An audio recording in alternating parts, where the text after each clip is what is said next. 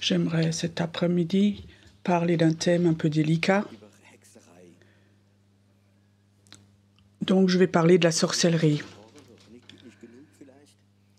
On en parle beaucoup, mais peut-être pas assez. C'est quoi la sorcellerie? La sorcellerie, c'est pour moi la puissance la plus forte qui existe sur la Terre. La sorcellerie, c'est une puissance démoniaque qui a plusieurs noms. Et depuis le début, elle était là. Elle essaie toujours de détruire le plan de Dieu. Nous, on essaie de réaliser le plan de Dieu. C'est juste ça. Et cette sorcellerie, on va la connaître parce que c'est notre adversaire. On la trouve sous différentes formes. Et la première forme, ça a été au paradis. C'était le serpent. Elle essaie de détruire le plan de Dieu par des demi-vérités, demi-mensonges, et elle réussit à détruire le plan de Dieu. Et la sorcellerie, on la trouve dans toute la Bible. Si tu regardes, par exemple, par cette jeune fille, Babel, elle était poussée du trône de Babel, et ça, c'était un esprit qui était sur tout l'esprit, la ville de Babel, qui est aujourd'hui la ville de Bagdad, qui règne. Et le prophète dit, tu seras jeté de son trône, toi qui as manipulé, contrôlé, toi qui as tué, toi qui as rendu malade, on va te jeter de ton trône. Par exemple, la sorcellerie, on la trouve aussi. Cette femme qui a tué Jean-Baptiste, elle est allée contre les prophètes. On trouve aussi la reine Jézabel.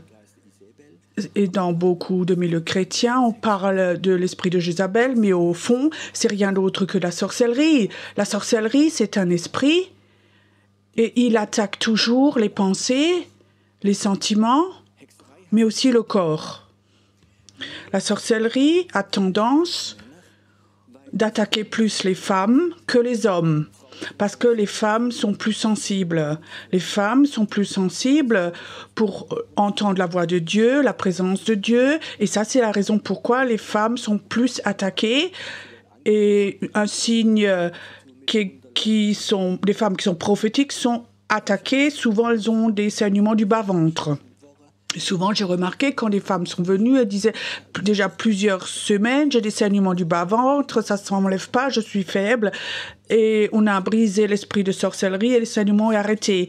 Et il y a comme ça des signes et des symptômes typiques qui sont attribués à l'esprit de sorcellerie. L'esprit de sorcellerie, tu le trouves partout dans la Bible. Et ça va aussi loin que Paul dit dans Galates, qui vous a ensorcelé? Pourquoi est-ce que vous êtes parti de la grâce et allé dans la loi et la sorcellerie? Et c'est toujours dans la parole de Dieu, la religiosité, le légalisme, dans beaucoup de choses, de rentrer dedans. L'esprit de sorcellerie n'a aucun respect de l'Église, du bâtiment, d'une croix devant la porte. Il n'a pas respect l'esprit de sorcellerie de ton baptême, et ni si tu es baptisé du Saint-Esprit. L'esprit de sorcellerie peut rentrer partout et il va toujours essayer de rentrer dans tes pensées, dans tes sentiments et attaquer ton corps. L'esprit de sorcellerie, comme chaque puissance démoniaque, existe dans l'air, dans la terre, mais aussi que les chrétiens ne savent pas beaucoup, ou pas de notion, c'est aussi dans l'eau, cet esprit. Je veux dire, nous, Européens, on a très peu de notions du monde occulte, mais je peux te dire, dans beaucoup de pays africains ou d'autres pays, on sait très bien qu'on fait beaucoup de choses avec la sorcellerie, mais avec l'eau. Et si tu regardes dans la Bible, avec le Nil, avec les crocodiles, comme les enfants d'Israël ont été sacrifiés, ou Moïse a été sacrifié, ont été mis dans le Nil, et les crocodiles sont souvent pour les gens occultes des animaux où les démons habitent dedans. Peut-être un autre domaine. Nous, les Européens, on a très peu de notions de tout ça, de la sorcellerie et comment ça fonctionne, ça. Il y a un certain temps, j'étais dans une ville où il y a une très grande cathédrale, un grand dôme. Et j'ai rencontré un ange, un immense ange, et qui me dit, Pierrot, j'ai une clé, que tu puisses aller dans les bas-fonds de la terre. J'avais aucune notion de ça. Il me donnait cette clé. Et plusieurs jours après, j'étais à cet endroit. Je rentre sous cette cathédrale, sous ce dôme. Je vais dans l'esprit et je vois là en bas, comme il y avait une grande salle, comme une salle ronde, 50, 70 mètres carrés. Le Seigneur me dit, ça c'est un endroit où pendant des années, les sorciers se sont rencontrés. Et ils ont eu l'autorisation des cardinaux qui étaient responsables des évêques et se sont rassemblés là. Ils ont fait des choses ensemble ici. Et alors, il y avait un évêque croyant. Il s'est disputé et il devait partir de cet endroit et l'a jeté dehors. Et alors, j'étais dans cette salle-là et je voyais cette salle était fermée. Ces fenêtres étaient en bas, sous terre, étaient bétonnées, fermées. Et dans cette salle, il y avait comme ça une table ronde. Et je voyais comme il y avait 13 grands livres ouverts sur la table. Je disais, Seigneur, qu'est-ce que c'est? Je suis allée vers ces livres et je le lisais. C'est le 6e livre de la Genèse, les Apocryphes. C'est pas des livres chrétiens, mais c'est de sorciers pour parler des mauvais sorts. Et je disais, Seigneur, qu'est-ce que c'est ça? Et avant que les sorciers sont partis, ils ont posé des malédictions dans le monde invisible et surtout dans les eaux, dans l'eau, dans des sources. Et ils les ont maudits pour que si les gens boivent, boire avec la sorcellerie. Et je dis, mais Seigneur, qu'est-ce que je dois faire? Il dit, ne fais que de fermer ces livres, ferme ces livres. Et dans l'esprit, j'ai fermé ces 13 livres. Et Dieu m'a dit, là, il n'y a plus de puissance qui sort de ces livres dans les eaux pour que ces esprits aillent dans l'eau. J'étais en Algérie. Et certaines femmes sont venues me voir dans la cure d'âme et m'ont raconté presque la même histoire où ils ne se connaissaient pas entre eux, leur mari, qui était croyant ou pas, quelque part était en voyage, parti, et il revient vers eux. Et il n'avait plus de contact vers la femme, plus d'amour, plus de contact corporel, et ils sont dépendants d'une autre femme. Dépensent tout l'argent pour l'autre femme. Et la femme dit, c'est toujours le même rituel, ils vont quelque part et ils boivent un verre d'eau qui a été maudit. Et dans cette eau, il y a des mots qui sont dedans, des paroles. Tu es dépendant de cette femme, tu fais ce qu'elle dit. Et c'était pas une fois, pas 2 fois, mais peut-être 5, 6, 7 fois où les femmes ont raconté du sud, de l'Algérie. C'est une habitude que beaucoup de femmes travaillent avec des malédictions, avec de l'eau, qui parlent sur l'eau. Et que les sorcelleries peuvent utiliser ça. Il y a aussi beaucoup de versets bibliques aussi de ça. Ne soyez pas choqués maintenant, je vais encore raconter une histoire. J'étais dans la Guyane française, dans la jungle, et là, il y avait vraiment un réveil dans un petit village. Il y a peut-être 400 habitants, et 350 se sont convertis. Il y avait une église vraiment très forte. Donc, j'ai été là-bas 8 jours, et le pasteur m'a déversé son cœur. Tu sais, presque 90% du village est né de nouveau, s'est baptisé, mais quelque chose s'est passé. Chez nous, dans notre village, il y a un rituel. Quand quelqu'un meurt, il faut que toute la famille, 2-3 fois, vienne voir avant qu'il soit enterré. Il faut qu'il lave le mort et que l'eau avec laquelle on a lavé le mort, il faut boire cette eau pour avoir un contact avec l'esprit des ancêtres. Et elle disait, tu sais quoi, dans notre église, il y a des hommes et des femmes très fidèles, nés dans l'esprit, qui font ce rituel. Après, ils ne reviennent plus à l'église. Dans cette eau, il y avait des puissances démoniaques qui ont pris ça, tout ça. L'eau, je vous raconte simplement des choses que Dieu m'a mis à cœur. Vous savez quel était le thème hier soir, pour ceux qui étaient là? Le souhait de Dieu dans notre cœur. Cette nuit, je me réveille et il y a de nouveau comme ça, qu'est-ce qui est ton souhait pour moi? Et demain, tu vas dans une ville. Il me dit, je vais te montrer quelque chose. Ce matin, j'étais dans une ville. C'était juste avant Noël. J'étais déjà à cette place. Et il dit, brise cet esprit de sorcellerie sur cette place. Et là, je marche sur cette place. Je fais rien d'autre que de briser l'esprit de sorcellerie qui était là. Et je disais, Seigneur, de temps en temps, tu pourrais me donner des témoignages ou des signes. Parfois, je suis aveugle. Et c'est comme si parfois Dieu sourit. Et j'étais là à cette place. Il y avait un grand parking. Et j'étais là à cet arbre. Et devant moi, il y a une voiture. Et là, il y avait un autocollant. Seulement les sorcières peuvent voler. Un autocollant sur la voiture. Et je dis, OK, Seigneur, merci. Et il dit, tu vois, là, il y a une place. Et ce matin, je dis, OK, je vais de nouveau aller à cette place.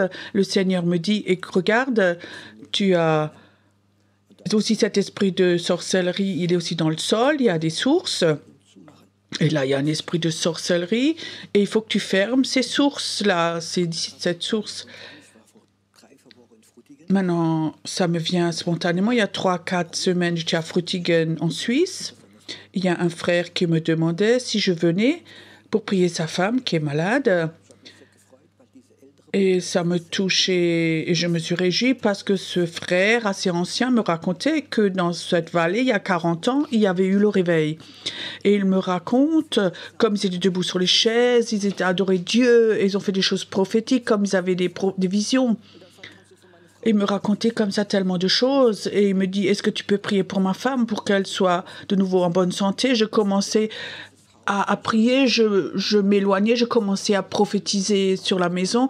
Et je voyais qu'il y avait un esprit de réveil. Et beaucoup de personnes vont venir ici et trouver Jésus. Mais votre maison est maudite parce que des gens occultes ont mis la sorcellerie dans le sol, dans l'eau. Et comme ça, l'homme interrompt la prière, il dit, mais je sais rien du tout. Tu sais, mon voisin qui a acheté la maison, et pendant 2 jours, il y a comme ça des personnes qui sont venues et ont mesuré où coulait l'eau et tout, sous la maison et tout, et ils ont parlé sur l'eau, maudit l'eau. Et je pensais que ils nous en fait, ils cherchent que les sources, les gens occultes utilisent souvent ces choses-là. Et nous n'avons aucune notion de tout ça. C'est quoi le baptême? Le baptême, nous allons sous l'eau, dans l'eau, et nous sortons en tant que nouvelle personne. C'est la théologie. C'est pas quelques gouttes, mais nous allons complètement sous l'eau.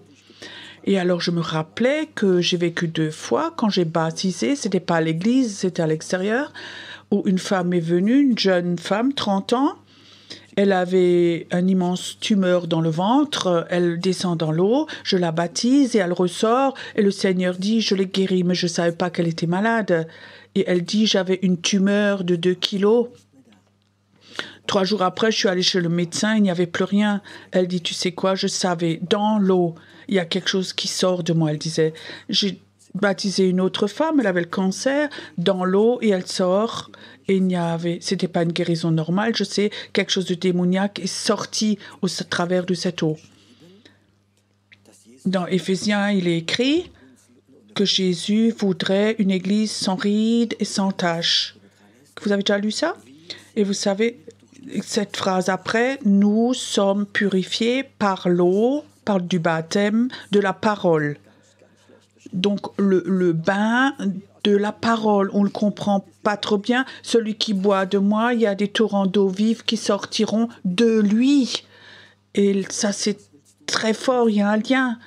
Et je disais, Seigneur, qu'est-ce que tu veux me dire avec tout ça?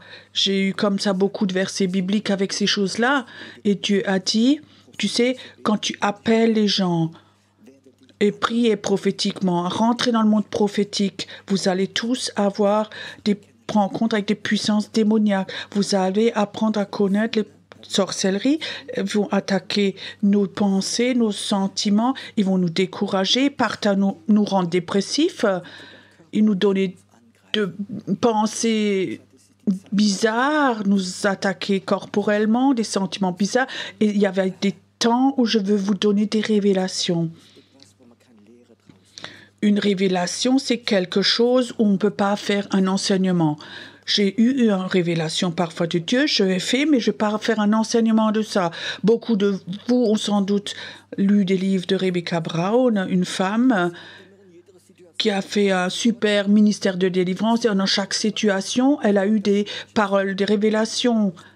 Par exemple, que dans certains temps, les démons rentrent dans la maison quand elle faisait de la délivrance et elle a eu une révélation. Elle doit prendre de l'huile et elle doit mettre de l'huile sur les portes et sur les fenêtres. C'est pas un enseignement, c'est une révélation. Il faut pas faire un enseignement d'une révélation, c'est spécial. Et le Seigneur m'a donné des révélations. Et comme ça, j'ai un peu discuté cet après-midi avec le Seigneur. J'ai jamais parlé de tout ça, j'ai jamais eu vraiment de révélation. Et il dit, il faut que nous apprenions que quand tu rentres dans la délivrance, qu'il y a des temps où Dieu veut nous donner des révélations. Et il me dit, cet après-midi, j'aimerais vous donner une révélation. Tu dois maintenant prendre cette eau, tu dois prier que le Saint-Esprit rentre dedans, que l'amour de Dieu rentre dans cette eau-là et que certains d'entre vous vont boire de cette eau et j'ai l'impression comme si la sorcellerie qui t'a attaqué va te quitter de nouveau. Ne le faites pas pour essayer, mais faites-le dans la foi. Ne faites rien si tu n'as pas de foi. La Bible dit ce que tu ne fais pas dans la foi, c'est un péché. Mais si le Saint-Esprit te donne la foi, alors je crois que cet après-midi, certains d'entre vous, vous allez peut-être juste boire un demi-verre dans la foi, et je crois que le Saint-Esprit va venir et va libérer quelque chose en toi, où la sorcellerie peut-être a mis sa semence dedans, peut-être des migraines chroniques, des douleurs de dos, des pensées dépressives. Certains d'entre vous sentez que quelque chose les quitte, quelque chose me quitte. Le Saint-Esprit a la capacité de toucher cette eau. Tu peux prendre de l'huile. Personne n'a rien contre. On prend de l'huile, on loin et on prie pour les malades. Je crois que nous pouvons prendre de l'eau quand le Saint-Esprit nous montre et que la puissance de Dieu rentre dedans. Et tu vas voir comme la sorcellerie va être détruite.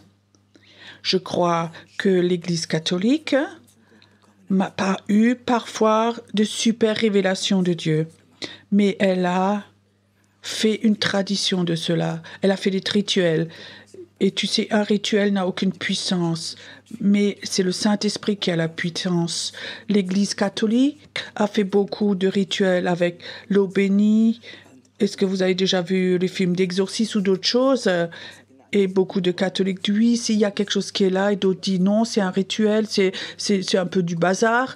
Mais je crois que dans l'Église catholique, il y avait toujours des hommes de Dieu qui avaient des révélations, et les autres ont fait des rituels avec, et ce n'était plus vivant, mais c'était mort. Tout ce qui n'est pas basé bibliquement ne doit pas être un enseignement, mais une révélation, Dieu peut nous la donner quand tu crois à cela, parce que Dieu existe et il y a une puissance dedans. C'est ce que cet après-midi, j'aimerais vous partager. Je crois que les temps vont venir. Hier soir, j'ai parlé de cela, où ce rideau, hier soir, il va s'ouvrir et va rester ouvert. Beaucoup vont avoir des révélations directement de Dieu. Une révélation, ça ne doit pas aller jamais contre la Bible, mais tu peux avoir une révélation qui est pour maintenant. Et je crois que c'est important qu'on ait des révélations pour maintenant, pas par habitude. Je sais que la première révélation que j'ai reçue, il y a quelques années, il y a un homme qui est venu me voir, il était prof. Il avait peut-être 40 ans et il avait une immense tumeur derrière l'œil et l'œil commençait à sortir. Et il vient me voir et il me dit, j'ai entendu que vous faisiez de la délivrance. Qu'est-ce que je dois dire? Et il était devant moi. J'avais aucune notion. Je dis, Seigneur, qu'est-ce que je dois faire? Le Seigneur me dit, prends de l'huile, prie sur l'huile et mets 2-3 gouttes d'huile à droite et à gauche sur les tempes. J'avais aucune notion. Mais j'étais obéissant, j'ai pris l'huile, j'ai prié, mon épouse était avec, et alors on a pris cette huile, on a mis simplement sur les tempes. J'ai jamais vu ça. Il est tombé comme un arbre, il est tombé sur le carrelage chez nous. Il n'a rien senti, il a dit, il n'avait pas de douleur, et tous les démons ont commencé un après l'autre de lui. C'était une révélation pour ce moment-là. Je crois que cette révélation, je l'ai reçue. J'ai d'abord hésité, où Dieu dit, j'aimerais, pas seulement cet après-midi, que certains d'entre vous ont sur le cœur, mais j'aimerais vous dire aussi, quand vous allez dans le combat et vous êtes attaqué par des démons, par la sorcellerie, Dieu va toujours donner l'antidote. Tu sais, pour chaque poison qui existe, il y a un antidote. Et chaque poison démoniaque qui vient de l'enfer, le Saint-Esprit a toujours l'antidote pour ça. J'ai remarqué que l'antidote, pour les gens qui ont l'esprit de Jézabel, qui ont victime de ça, le plus grand antidote, c'est l'amour et la force. Quand une femme vient, qui aime Jésus, et cet esprit de Jézabel est en elle, et commence à manipuler, alors il ne faut pas l'accuser, il faut dire, écoute, il faut que tu lui montres que Dieu l'aime, que toi tu l'aimes, mais que maintenant, aussi longtemps, tu ne vas rien faire. Et tu vas voir que cet esprit de Jézabel va perdre sa force. Pour chaque poison, il y a un antidote. Et cet après-midi, j'aimerais que le Saint-Esprit qui est en toi, que tu parles avec lui. Pas avec ta théologie, mais avec ton Saint-Esprit qui est en toi. Est-ce que ça se pourrait que la sorcellerie, déjà des années, toi, ta famille, ta santé, tes pensées, t'attaquent? Est-ce que ça se pourrait que la sorcellerie, peut-être, a un droit au travers de ta famille? Peut-être des rituels que tu as fait dans l'époque. Quelqu'un t'a maudit peut-être. Et tu sens que la sorcellerie revient toujours dans tes pensées. Cette pensée parfois, un super rejet, ce désir de mourir. Est-ce que ça se pourrait que la sorcellerie a déjà touché tes pensées, tes sentiments? Et tu sais très bien, j'aimerais servir Dieu. J'aimerais avoir cet esprit prophétique. J'ai un appel prophétique. J'ai ce manteau d'Élie, je l'ai déjà senti. Mais j'aimerais être fortifié. Élie a été attaqué de Jézabel et il voulait mourir. Il était dans le désert, il a dit « Seigneur, laisse-moi mourir. Je suis que le seul, prends un autre, laisse-moi mourir. » Et alors il y a un ange qui est venu. Qu'est-ce qu'il lui a ramené? Du pain et de l'eau. Et il dit, bois. Et dans cette force, tu vas, 40 jours et nuits, tu vas marcher et avoir un contrat de Dieu, une mission de Dieu sur la montagne. Merci Seigneur que, à Élie, tu as envoyé un ange qui lui a donné quelque chose, qui l'a libéré de cette sorcellerie, de cette envie de mourir. Et Seigneur, tu vois cet après-midi, ici, il y a certains de tes enfants prophétiques qui sont là, qui les derniers temps avaient cette envie, comme Élie, de mourir, parce que la sorcellerie les avait attaqués, parce que l'esprit de Jézabel les avait accusés, et ils sont dans un temps de désert, et ils n'ont plus de force. Et cet après-midi, Seigneur, j'aimerais que ce que les anges ont fait, j'aimerais que ça se passe ici maintenant. J'aimerais, où la sorcellerie avait amené la mort, que dans cette eau, que la vie rentre dedans. Saint-Esprit, j'aimerais que tu mettes de la vie dans cette eau, de la vie de Dieu. Saint-Esprit, j'aimerais que tu mettes de l'amour dans cette eau, de l'amour qui guérit, de l'amour qui délivre de la manipulation, qui libère de se détruire soi-même. Saint-Esprit, j'aimerais que tu nous donnes des révélations, que la sorcellerie soit vaincue par un esprit prophétique et que des hommes et des femmes, cet après-midi, reçoivent des révélations pour leur vie, où la sorcellerie va les attaquer dans leurs finances, leur famille, dans leur job, dans leur business, dans leur santé. Seigneur, qui passent ce rideau et qui reçoivent la révélation de Dieu, très fortement une révélation de Dieu. Père, je prie que cet après-midi, que la guérison se fasse. Et je prie aussi que des personnes dans la foi, au travers de l'esprit de révélation,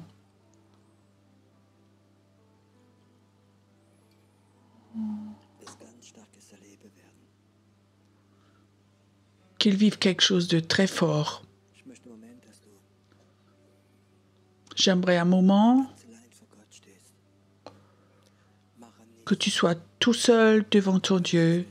Ne fais rien parce que je te le dis, mais parce que tu sais toi-même cet après-midi que Jésus te parle cet après-midi à ton cœur et que tu sais cette révélation est pour toi cet après-midi, pour personne d'autre, mais qu'elle est pour toi personnellement cet après-midi. Tu peux venir devant et tu prends cette eau et tu dis Seigneur, dans la foi, j'aimerais maintenant mettre un signe, faire un signe contre la sorcellerie. J'aimerais la prendre, cette eau.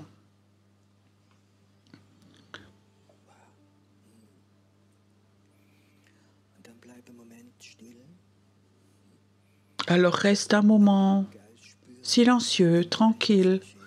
Certains vont sentir dans l'esprit que quelque chose se passe en toi, quelque chose qui te libère, quelque chose qui dirige de nouveau tes pensées sur Dieu seul. La sorcellerie doit être brisée. L'esprit prophétique doit être vainqueur sur la sorcellerie, pas seulement dans ta vie, mais dans l'endroit aussi où tu habites, dans ta ville, dans ton pays, dans ton village où tu habites. Cet esprit prophétique doit être plus fort que la sorcellerie et tu seras messager ou messagère de Jésus-Christ.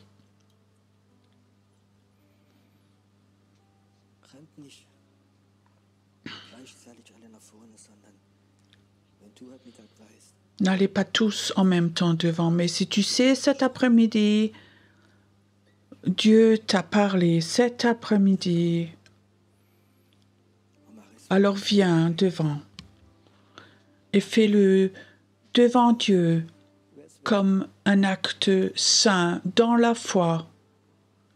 Adorons encore notre Dieu.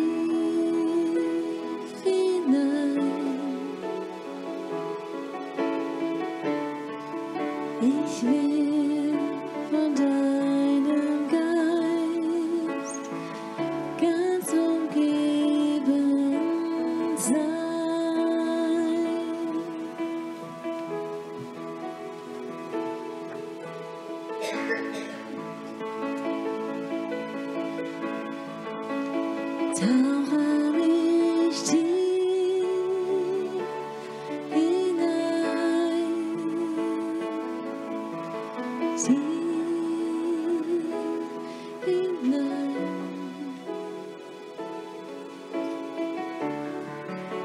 Ich will von deinem Wasser trinken, trinken von deiner Herrlichkeit. Herr, gib mir Wasser des Lebens. Herr, gib mir Wasser deiner Gnade. Tauche mich tief hinein, tief hinein.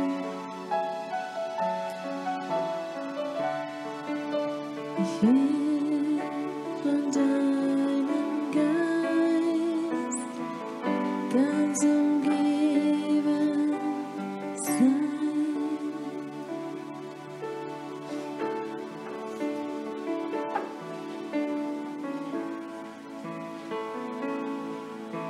Ich will von deinem Geist ganz umgeben sein.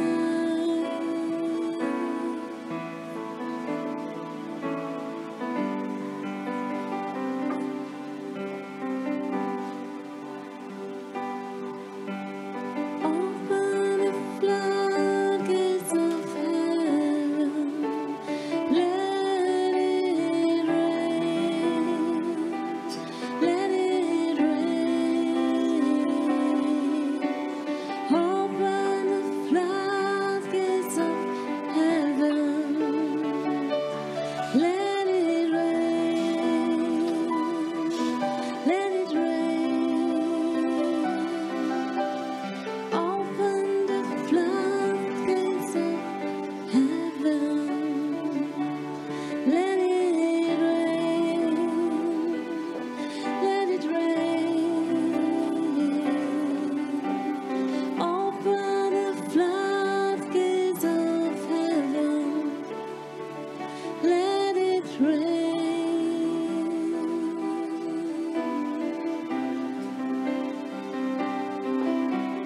Open the floodgates of heaven, let it rain, let it rain. Open the floodgates of heaven, let it rain, let it rain. Herr, deine Gnade, sie fließt vom Himmel her, und deine Heilung fließt über mich, und deine Heilung, sie fließt, sie fließt,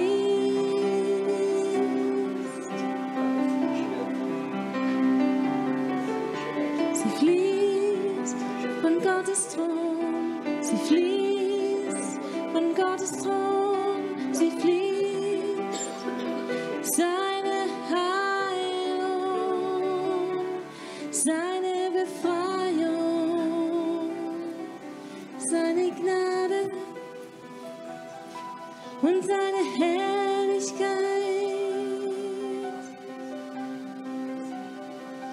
Du kommst in Herrlichkeit zu uns. Du kommst in Herrlichkeit zu uns. Du kommst in Herrlichkeit zu uns. Ewiger Vater, ewiger Vater. Und deine Heilung fließt und dein Erbarmen ist hier und deine Heilung fließt zu deinen Kindern. Wir sind deine Kinder. Wir sind deine Kinder. Und du bist unser Vater.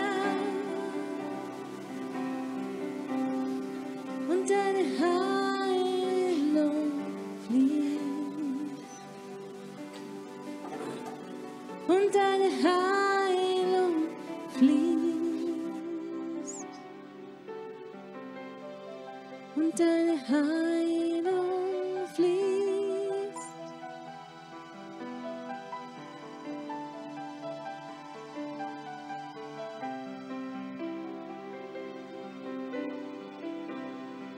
Und deine Heilung fließt.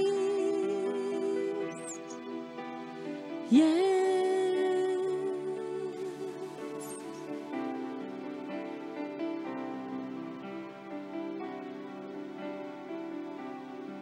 Du kommst in Herrlichkeit.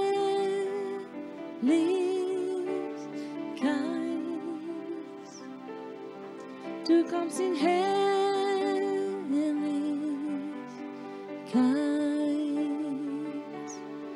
Du kommst in Herrlichkeit.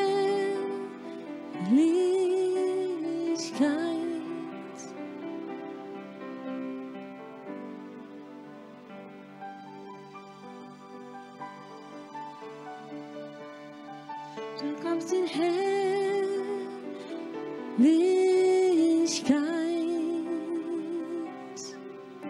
zu uns. Denn du hast uns befreit, du hast uns geheilt.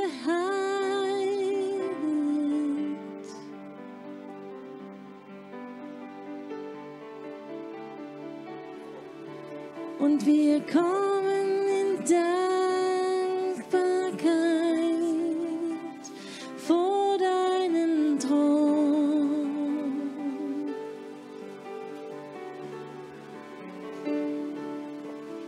Und ich komme voller Dankbarkeit vor deinen Thron.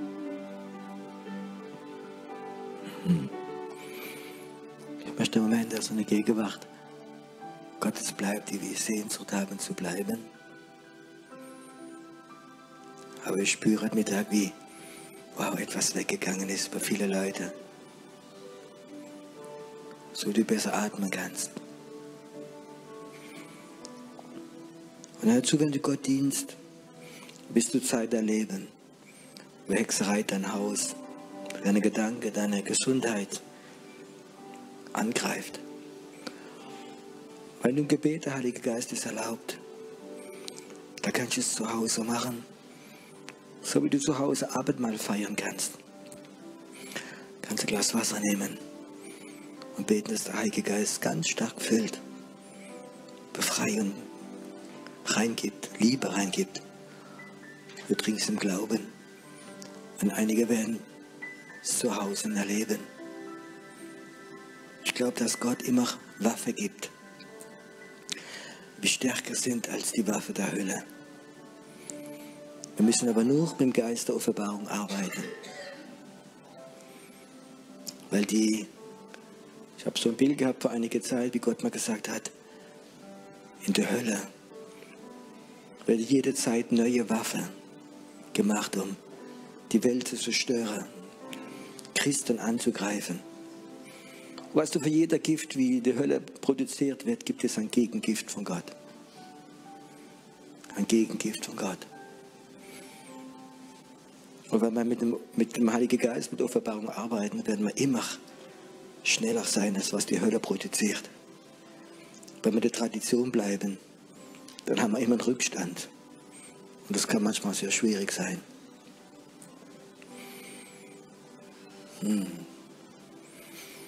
Atme mal einen Moment ein. Es ist ein gutes Gefühl, wenn man spürt, es ist etwas weggegangen. Lass mal ganz ehrlich sein. Wer glaubt denn oder spürt ganz tief, hat die Sicherheit, heute Mittag ist etwas von mir weggegangen, macht mal die Hand hoch. Die sagen, hey, ich spüre, es ist etwas weggegangen von mir. Es ist etwas Befreiendes. Ich will Gott die Ehre geben. Und einige werden spüren, die nächsten Tage, ist etwas weg. Ist etwas weg. Und ein guter Gott. Mir ist wohl in dem Herrn. Mir ist wohl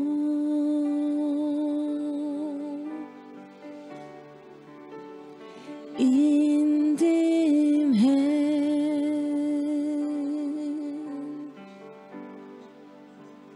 Mir ist wohl, mir ist wohl in dem Herrn.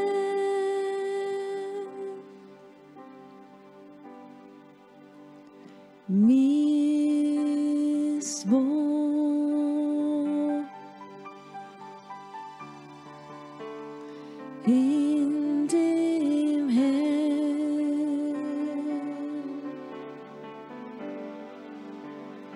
Mir ist wohl, mir ist wohl in dem Herrn.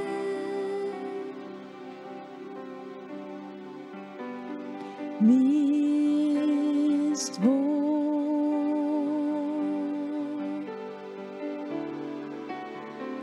in dem Herrn.